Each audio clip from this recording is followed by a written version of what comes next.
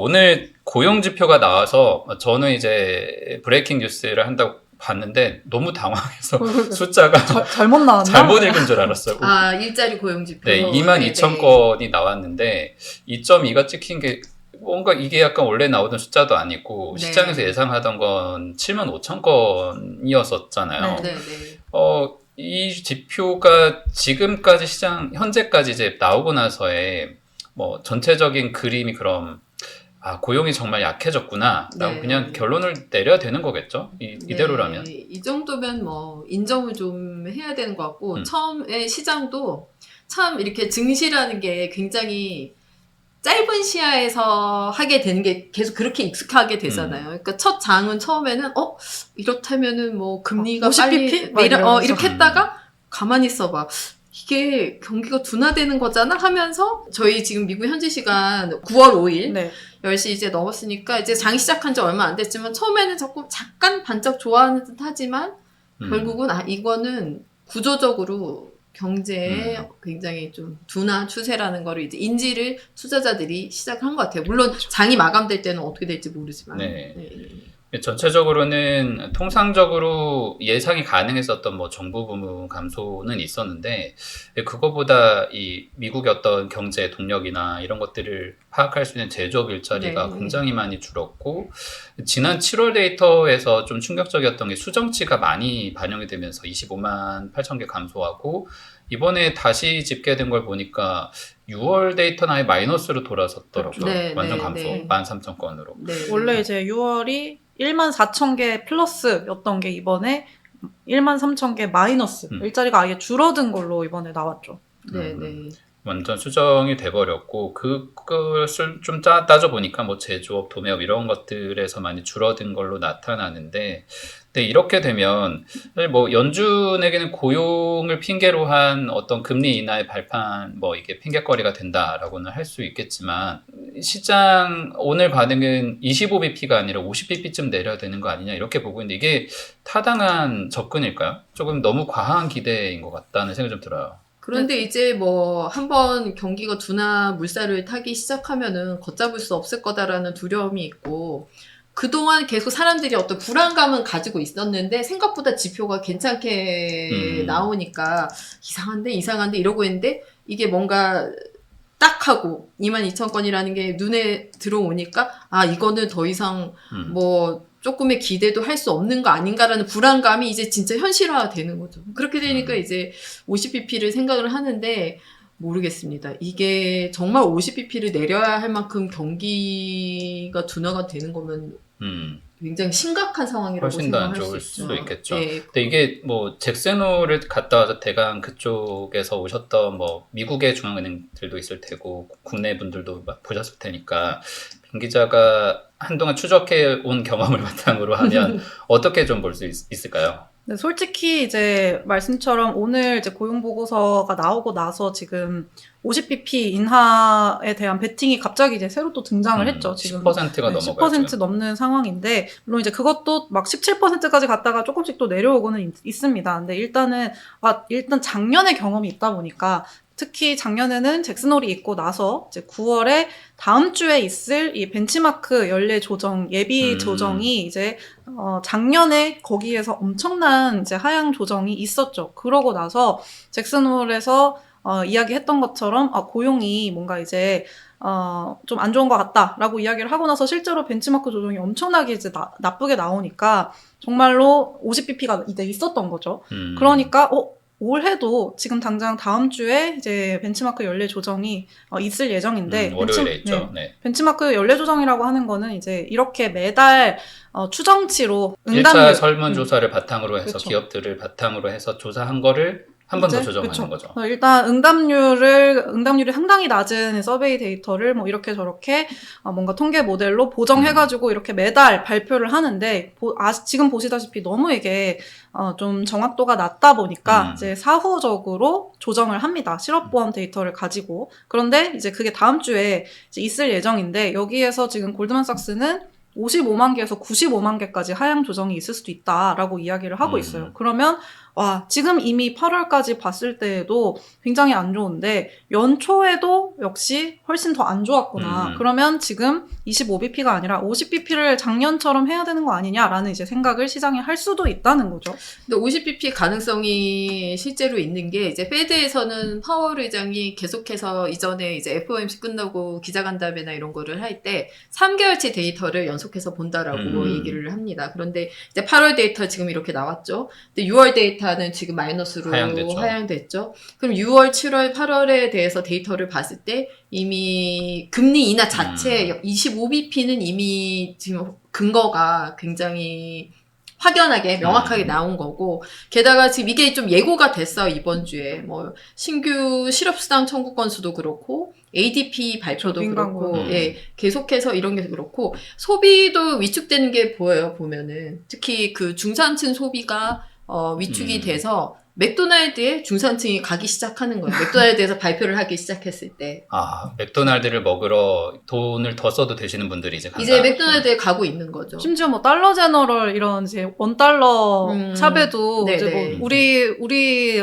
매장에 이제 고소득층이 오기 시작했다 뭐 이런 지금 이야기들을 하고 있기는 하죠. 그래서 중산층이 지금 소비를 접고 있고 그 다음에 저소득층은 훨씬 더 안 좋죠. 대표적인 게 크록스 실적이 굉장히 안 좋았잖아요. 그게 꼭 소득으로 나눌 수는 없지만 저소득층이 굉장히 접근하기 쉬운 브랜드잖아요.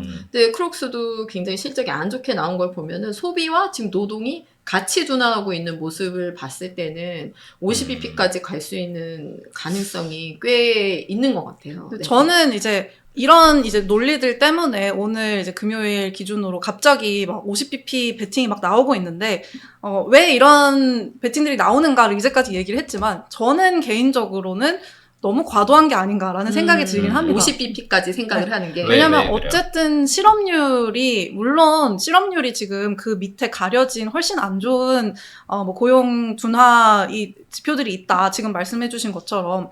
라고 당연히 주장을 할 수는 있지만 어쨌든 실업률이 4.3%이고 지금 이 파월도 지난번 잭슨홀에서 상당히 이상한 큐리어스한 상태의 균형에 있다라고 이야기를 했잖아요.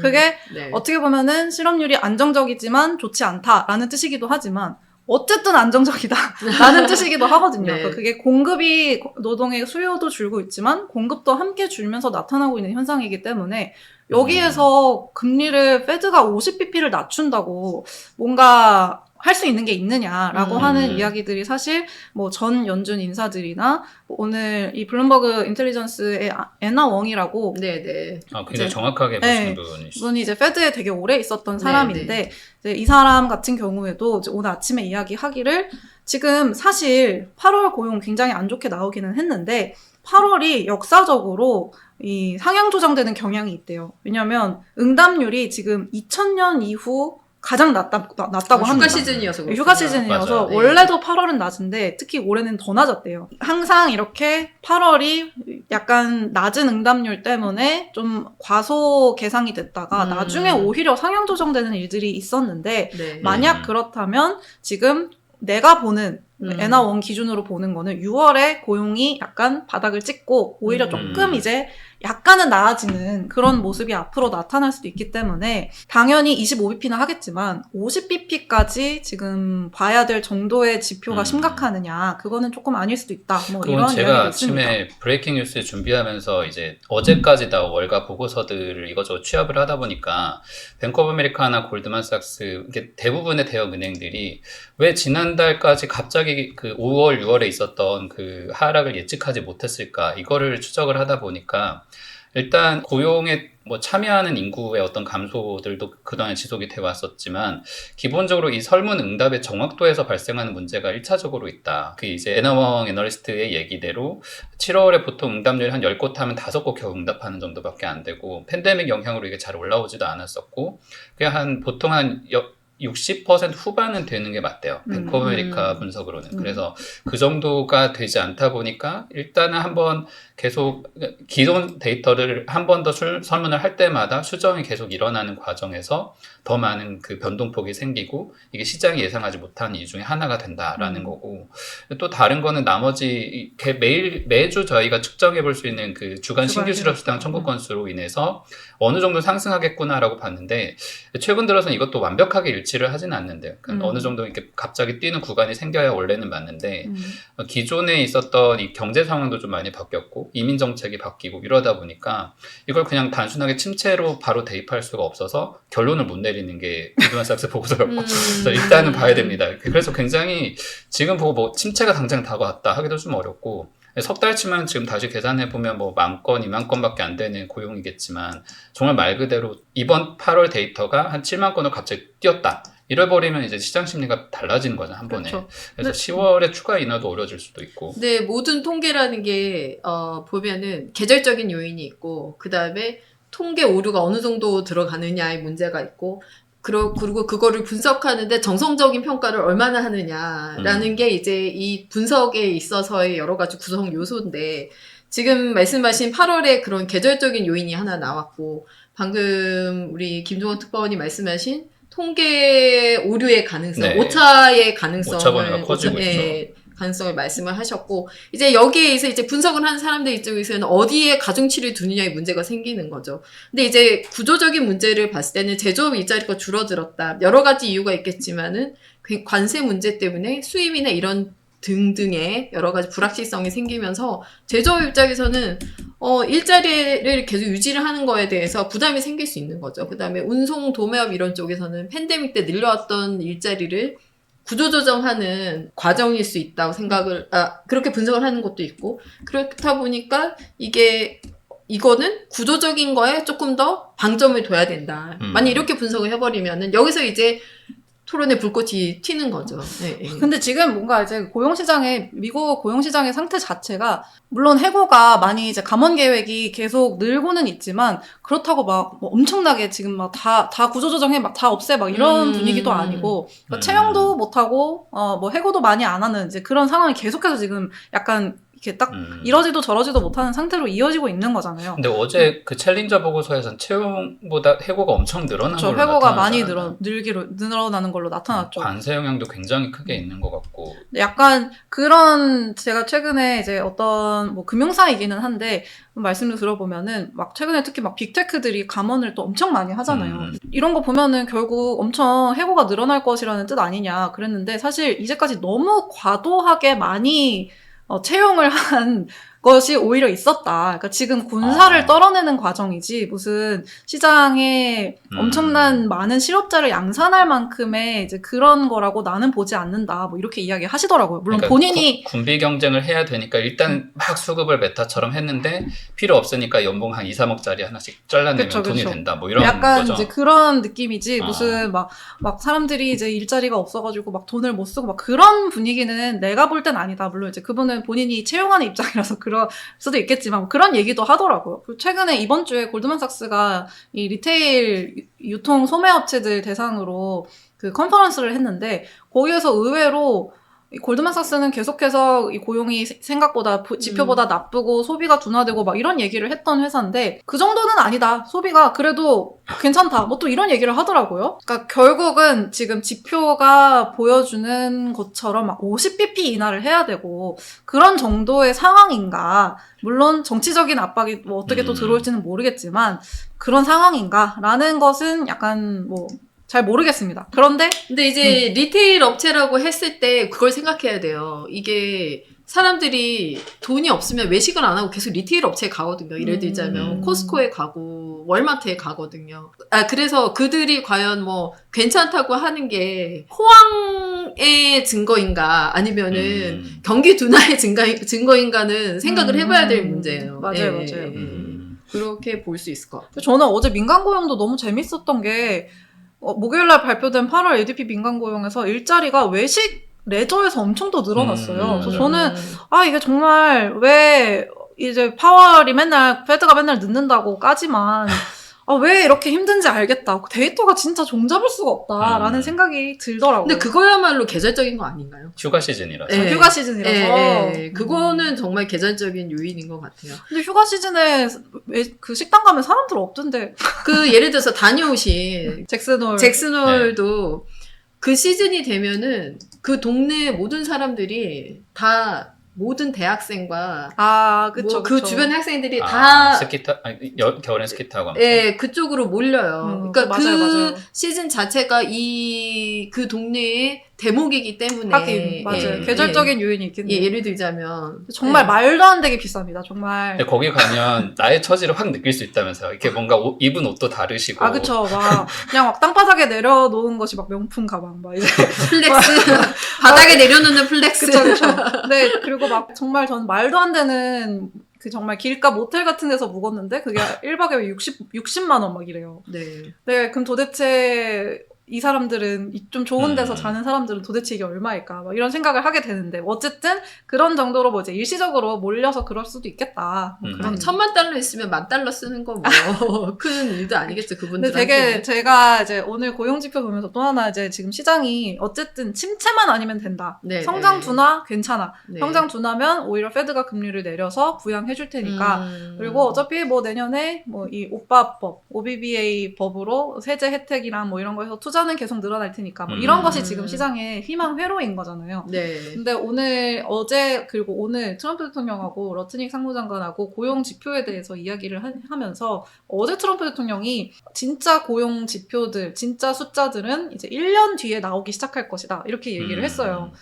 그래서 오늘 고용 지표 나오기 전에 미리 봤을 거 아니에요. 트럼프 대통령이. 되게 안 좋은가 보다. 그래서 지금 나오는 건 가짜다. 뭐 그랬을 이런, 수도 있어요. 정말 네. 자기 마음대로 얘기하는 스타일이. 1년 뒤에 좋아질 거다라는 말은 내 책임 아니야. 그쵸. 이러면서. 지금까지는 아직 바이든의 이제 경제이기도 하고, 지금 BLS 스태프가 바뀌어야 이제 진짜 숫자들이 나온다라고 오늘 아침에 러트닉 장관 또 얘기를 하더라고요.